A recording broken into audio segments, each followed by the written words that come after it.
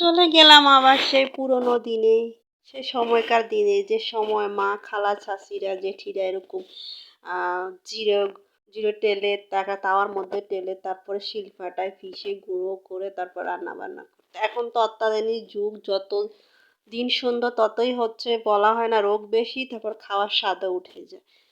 এখন তো মেশিনেই সব করে, তা খাওয়ার স্বাদও আসে না, রোগ জীবাণু বাড়ে। যাই হোক, আসসালামু আলাইকুম, শুভ দুপুর, কেমন আছেন সবাই?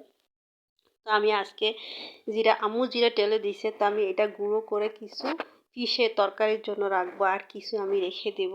কেন রাখবো সেটা ভিডিও শেষে বুঝতে পারবেন। আর এই জিরা গুঁড়ো করে রান্না করলে তরকারি যেমন স্বাদটা অন্যরকম আসে, তেমন খেতে এত ভালো লাগে কি বলবো। তো আমি কিছুটা গুঁড়ো করে এই যে একটা বাটিতে রেখে দিলাম, এটা খাবো হচ্ছে ভাত দিয়ে, কারণ আগেকার যুগে এরকম খায়। তো আমি কিছু একটা প্লেটে কিছু ভাত নিলাম, অল্প কয়টাই নিলাম।